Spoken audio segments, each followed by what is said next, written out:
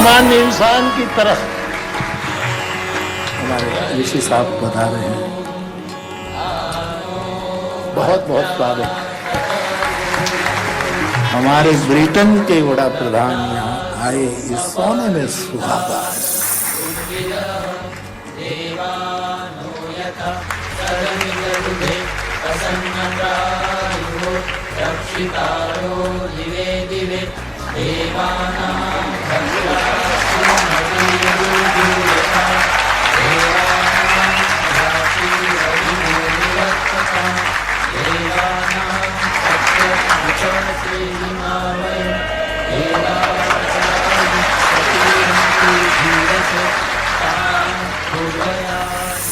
जय Siya Ram.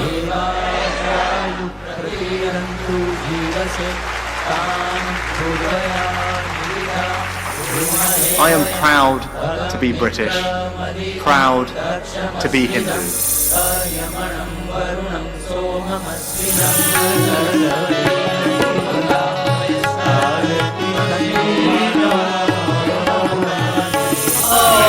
Shri Ram Jaya Ram Jaya Jaya Ram Jai Siya Ram।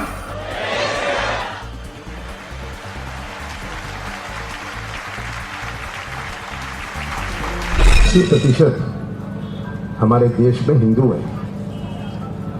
तो ये कौन सा राष्ट्र है? हम सेक्युलर हैं। हमारे संविधान में जो लिखा है हम वो हैं। हिंदुत्व का हिंदू धर्म से, सनातन धर्म से कोई रिश्ता नाता नहीं है। जो भी पद पर बैठा हुआ जिसने भारतीय संविधान की शपथ ली है, अगर वो कोई हिंदू राष्ट्र की बात करता है तो उसको पहले संविधान की ली हुई शपथ से इस्तीफा दे देना चाहिए।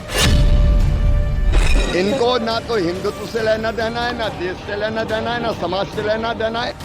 अच्छा देखिए, खबर की शुरुआत आपको समझाते हैं। आप इस तरह से कल्पना कीजिए, एक पल के लिए आप कल्पना कीजिए कि आज भारत के प्रधानमंत्री नरेंद्र मोदी लोगों को संबोधित करते हुए कह दें कि उन्हें अपने हिंदू होने पर गर्व है। अगर उन्होंने कह दिया कि उनको अपने हिंदू होने पर गर्व है, वो किसी मंच से जय सिया राम का नारा लगाने लगे, जय बजरंगबली का उद्घोष करने लगे, अपने धर्म पर गर्व करें और लोगों को कहें कि उन्हें हिंदू होने पर गर्व है। लोगों को संबोधित करते हुए यह भी कह दें कि वो लोगों के बीच एक प्रधानमंत्री के तौर पर नहीं बल्कि एक हिंदू के तौर पर आए हैं। जैसे कुछ तस्वीरें हम आप चला भी रहे हैं, तो सोचिए हमारे देश में कितना हंगामा मच जाएगा। नहीं, जब कभी प्रधानमंत्री नरेंद्र मोदी ने किसी भी मंच से ना धर्म की बात की, जय श्री राम का नारा भी लगाया, जय बजरंगबली कहा, राम मंदिर का भूमि पूजन किया, नए संसद भवन में हिंदू रीति रिवाजों से पूजा की, तो विपक्ष ने ऐसा शोर मचाया जैसे उन्होंने कोई पाप कर दिया हो। हिंदुत्व की बात कैसे करती? मोदी देश के प्रधानमंत्री हैं, वो एक धर्म की बात कैसे कर सकते हैं? एक छोड़िए, वो धर्म की बात ही कैसे कर सकते हैं? मोदी देश के सेकुलरिज्म को चोट पहुंचा रहे हैं, यह कहा जाएगा देश के संविधान का अपमान कर रहे हैं, मोदी अल्पसंख्यक विरोधी हो जाएंगे। और नहीं है तो साबित करें। साबित करना है तो खुद की हिंदू पहचान को छोड़ना होगा। नहीं, और अगर नहीं छोड़ सकते तो ऐसा व्यक्ति प्रधानमंत्री होने के लायक नहीं है, यह सब कहा जाएगा ना। आप सोचिए उस देश का हाल है जहां की 80% आबादी हिंदू है, और हिंदू होना कोई बुरी बात नहीं होती है। गर्व से कहना चाहिए हिंदू होने में क्या बुराई है, किसी धर्म के खिलाफ थोड़ी ना हो जाता है। और ये उस देश का हाल है जहां सनातन का इतिहास हजारों वर्ष पुराना है, जहां आज भी हिंदू और सनातन धर्म की बात को सांप्रदायिक बता दिया जाता है। ये उस देश का हाल है जहां किसी मुख्यमंत्री, प्रधानमंत्रियों का इफ्तार में जाना सेकुलर माना जाता है, लेकिन हिंदू धर्म की बात करना सेकुलरिज्म नहीं, कम्युनल हो जाता है। लेकिन संसद में ये तस्वीरें याद है आपको? सनातन के प्रतीक सेंगोल की स्थापना सेकुलरिज्म विरोधी हो जाता है। प्रधानमंत्री द्वारा राम मंदिर का भूमि पूजन अल्पसंख्यक विरोधी हो जाता है। राफेल पर स्वास्तिक, ये तस्वीरें देखिए आप, राफेल पर स्वास्तिक या ओम या नींबू हरी मिर्च, ये सब लगाने से देश का संविधान खतरे में आ जाता है। ये सब हमारे हिंदुस्तान में होता है ना, जहां हिंदू या हिंदू धर्म की या सनातन के चिन्हों का जिक्र करना सांप्रदायिक हो जाता है। ऐसा इसलिए होता है क्योंकि भारत में राजनीति का आधार सिर्फ तुष्टीकरण रहा है। वही तुष्टीकरण जो पहले देश के बंटवारे की वजह बना और फिर जिसने आजादी के बाद भी देश को कभी एकजुट नहीं रहने दिया। लेकिन आज सनातन को सेकुलरिज्म का विरोधी मानकर उसका अपमान करने वालों को ब्रिटेन से आई तस्वीरें आज पूरे देश को देखनी चाहिए। ये तस्वीरें देखिए आप, हाथ में आरती की थाल, जय सिया राम, बजरंग बली, सब कुछ ब्रिटेन के प्रधानमंत्री। ये समझना चाहिए कि सनातन और सेकुलरिज्म एक ही सिक्के के दो पहलू हैं। ये तस्वीरें उस ब्रिटेन की है जहां से आकर भारत को गुलाम बनाने वाले अंग्रेज आज भी सनातन विरोधियों के वैचारिक पूर्वज हैं। ये उस ब्रिटेन की तस्वीरें हैं जहां का सबसे बड़ा धार्मिक समुदाय ईसाइयों का है। ब्रिटेन में किसी भी धर्म में विश्वास ना रखने वाले नास्तिकों को हटा दें तो आप ये कह सकते हैं कि ब्रिटेन में ईसाई बहुसंख्यक हैं। आप सोचिए, जिस देश में ईसाई सबसे ज्यादा संख्या में है वहां का प्रधानमंत्री हिंदू है और वो प्रधानमंत्री राम कथा सुनने भी जाता है, हनुमान चालीसा पढ़ता है, गणेश जी की पूजा करता है, भगवान की आरती उतारता है, दीपावली पर अपने सरकारी आवास में दिए जलाता है और मुश्किल सवालों के जवाब तलाशने के लिए भगवत गीता की सहायता लेता है। ब्रिटेन के प्रधानमंत्री, मैंने कहा ना, सनातन में है दम।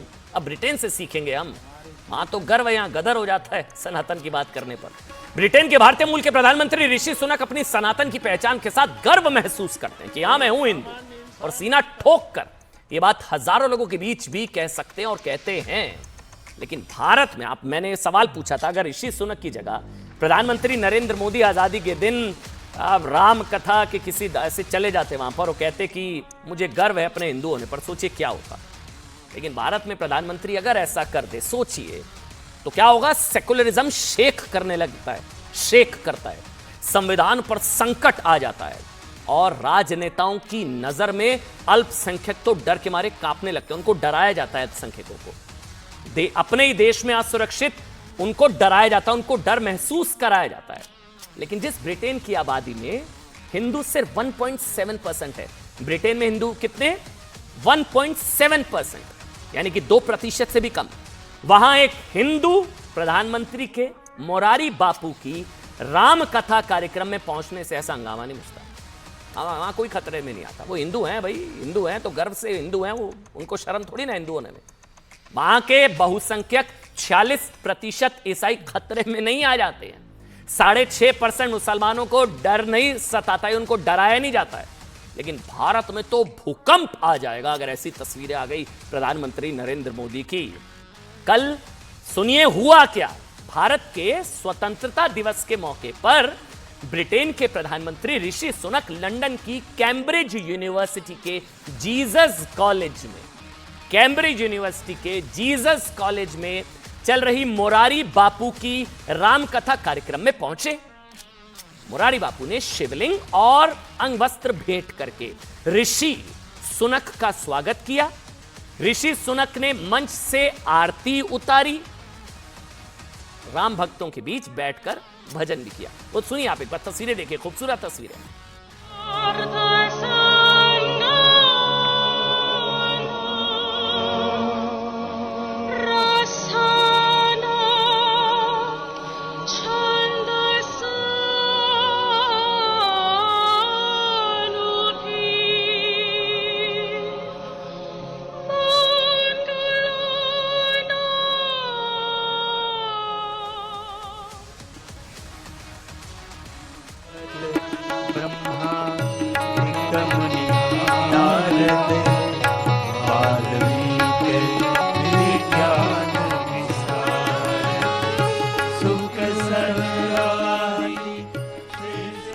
अब देखिए, राम भक्तों के बीच बैठकर ऋषि सुनक ने भजन सुना, हाथ उठाकर जयकारा भी लगाया, आरती की थाल अपने हाथ में ली।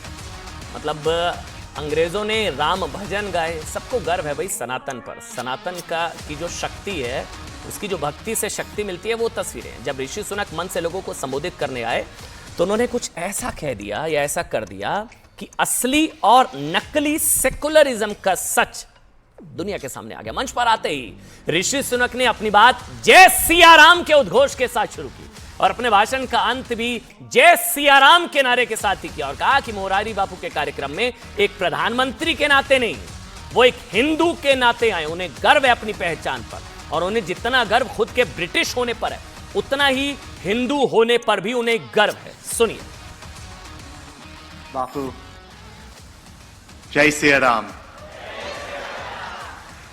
It is truly an honor and a pleasure to be here today at Morari Bapu's Ramkatha at the University of Cambridge on Indian Independence Day.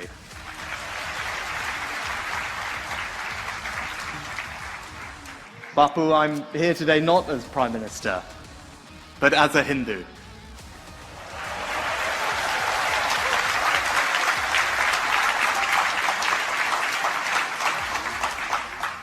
For me, faith is very personal. It guides me in every aspect of my life. Being Prime Minister is a great honour, but it is not an easy job. There are difficult decisions to make, hard choices to confront, and our faith gives me courage, strength, and resilience to do the best I can for our country.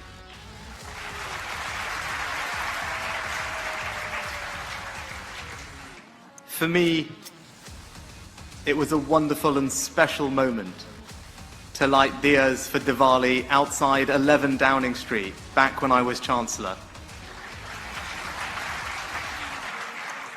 And just like Bapu has a golden Hanuman in his background, I am proud that a golden Ganesh sits gleefully on my desk at 10 Downing Street.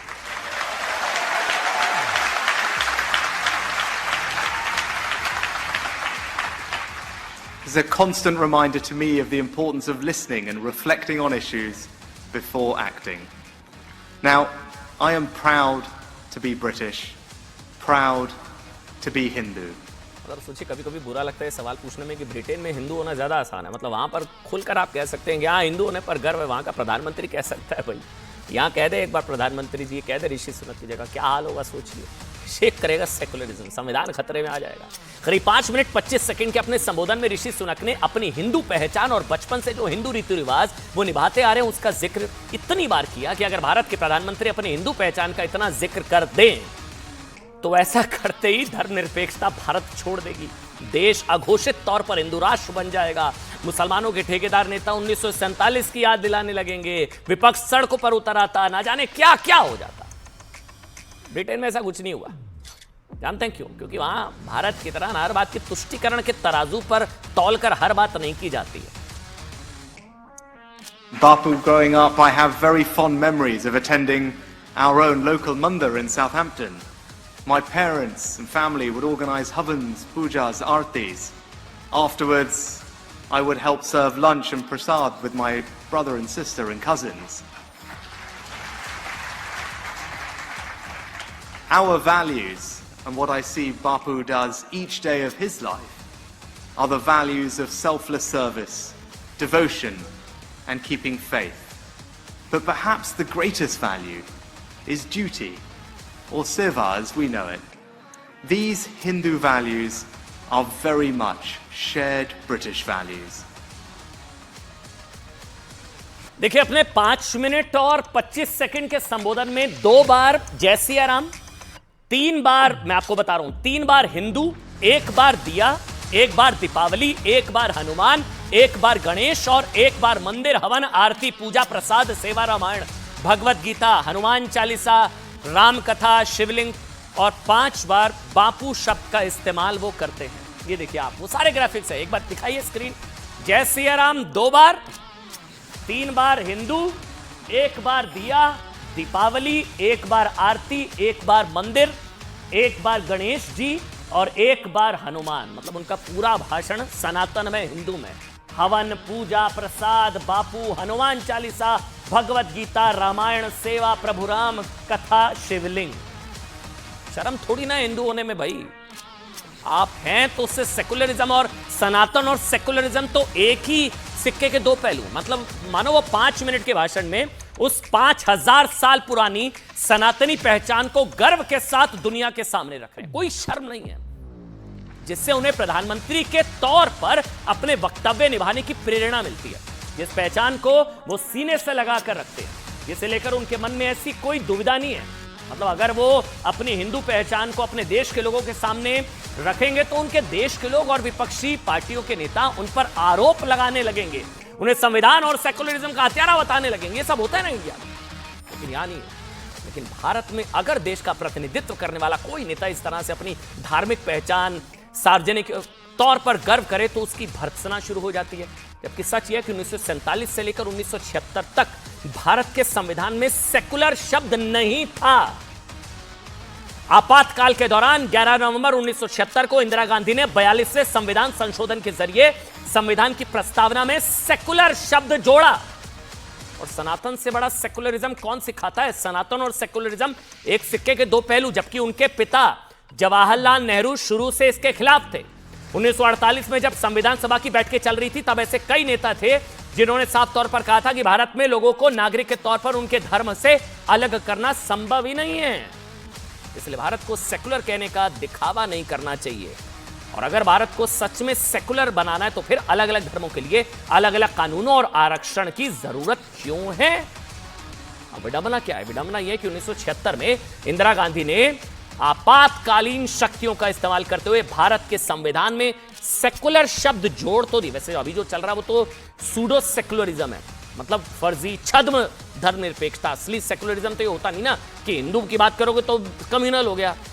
लेकिन मुस्लिम personal law जैसे कानूनों और uniform civil code के अभाव में भारत की सरकारें कभी भी खुद को धर्म से अलग नहीं कर पाई, धार्मिक मामलों में दखल देना बंद नहीं कर पाई, समुदाय विशेष के लिए अलग कानून बनाने से मना नहीं कर पाई, जो कि सच्चे सेकुलर देश में होना चाहिए था। यूनिफॉर्म सिविल कोड होना चाहिए ना, सब धर्म समान। सेकुलरिज्म का असली मतलब है 70 वर्षों के दौरान कांग्रेस के तमाम प्रधानमंत्रियों को अपनी सेकुलर छवि की इतनी ज्यादा परवाह रही कि जब 1951 में विदेशी आक्रमणकारियों द्वारा नष्ट किए गए सोमनाथ मंदिर का, इस तथ्य को सुनिएगा, मैं फिर से रिपीट कर रहा हूं, जब 1951 में विदेशी आक्रमणकारियों द्वारा नष्ट किए गए सोमनाथ मंदिर का जीर्णोद्धार करके उसे जनता को समर्पित किया जाना था ना, तो देश के तत्कालीन राष्ट्रपति डॉक्टर राजेंद्र प्रसाद को इसमें शामिल होने का निमंत्रण दिया गया, सोमनाथ मंदिर का जीर्णोद्धार।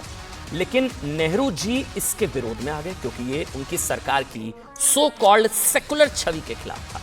हालांकि डॉक्टर राजेंद्र प्रसाद समारोह में गए और उन्होंने नेहरू को लिखे अपने जवाबी खत में यह तक कहा कि अगर उन्हें किसी मस्जिद या चर्च के उद्घाटन में बुलाया जाता तो वो वहां भी जाते, क्योंकि भारत का सच्चा सेकुलरिज्म यही है। भारत ना तो गैर धार्मिक है और ना ही धर्म विरोधी। लेकिन उस घटना के 72 वर्षों के बाद आज भी कुछ पार्टियां और नेता धर्म को उसी सो कॉल्ड सेकुलरिज्म के चश्मे से देखती है। असली सेकुलरिज्म तो ये है ना कि आप अपने धर्म की भी बात कर सकते हैं भाई, जिसमें एक वर्ग का तुष्टीकरण तो मतलब सेकुलरिज्म है, वो सेकुलरिज्म है। लेकिन एक वर्ग की आस्था का सम्मान घोर अपराध या कम्युनल हो जाता है, धर्मनिरपेक्षता विरोधी हो जाता है और कई बार तो असंवैधानिक भी हो जाता है ना। यही वजह है ना ब्रिटेन में ऋषि सुनक अपनी सनातनी पहचान को अपने सीने से लगाकर घूम सकते हैं, बिल्कुल। लेकिन भारत में ऐसा करने वाला नेता निशाने पर आ जाता है। 2021 के आंकड़ों के मुताबिक इंग्लैंड और वेल्स की आबादी में 46% हिस्सेदारी ईसाइयों की है। 37% ऐसे लोगों की आंकड़े देखिए जो किसी भी धर्म या ईश्वर में विश्वास नहीं रखते हैं। 6.5% मुसलमान है और 1.7% 2% से भी नीचे हिंदू, और बाकी की आबादी अन्य धर्मों को मानने वाली है। जबकि भारत की 2011 की जनगणना के मुताबिक भारत में 79.8% हिंदू है, यह आंकड़ा। 14.2% मुसलमान, 2.3% ईसाई, 1.7% सिख और बाकी अन्य धर्मों को मानने वाले लोग हैं। यानी कि देखिए भारत की करीब 80% आबादी आज भी हिंदू है। फिर भी हिंदुओं की बात करने वाले, हिंदुत्व पर गर्व करने वाले और सनातनी परंपरा में विश्वास रखने वालों को एंटी सेकुलर बताकर अपमानित किया जाता है। तो कम्युनल हो गए, हिंदुओं की बात कर रहे हैं। हिंदुत्व तो मारने काटने का नाम हो जाता है। आप सोचिए क्या क्या होता है। हमारे यहां तो एंटी हिंदू शपथ दिलाई जाती है, याद है ना? दिल्ली, छत्तीसगढ़ में एंटी हिंदू शपथ, कभी जय श्री राम बोलने पर केस हो जाता है, याद है ना? उसे वॉर क्राई, युद्ध घोष बताया जाता है, जय श्री राम। और बताऊं, हनुमान चालीसा पर देशद्रोह का लग जाता है केस, पता है ना आपको? रफाल पर स्वास्तिक और ओम लिखने को कम्युनल बता दिया जाता है। संसद में सनातनी सेंगोल की स्थापना पर सवाल उठाए जाते हैं। इस तस्वीरें देखिए ना आप, इसको भी कम्युनल बता दिया गया था। हिंदू आतंकवाद की थ्योरी गढ़ी जाती है, ये सब कुछ होता है। ऋषि सुनक कहते हैं कि हिंदू होने पर गर्व है, लेकिन हमारे देश में हिंदुत्व को मारने काटने का नाम बता दिया जाता है। प्रधानमंत्री मंदिरों का उद्घाटन, निर्माण और जीर्णोद्धार कराएं तो उस पर सवाल उठा दिए जाते हैं। नूह दंगे के आरोपी को भी एक तरीके से धार्मिक रंग देकर उसको भी बचाने की कोशिश की जाती है, और ये सनातनी पहचान, उस पर भी एक तरीके से सवाल उठा दिए जाते हैं। और मैंने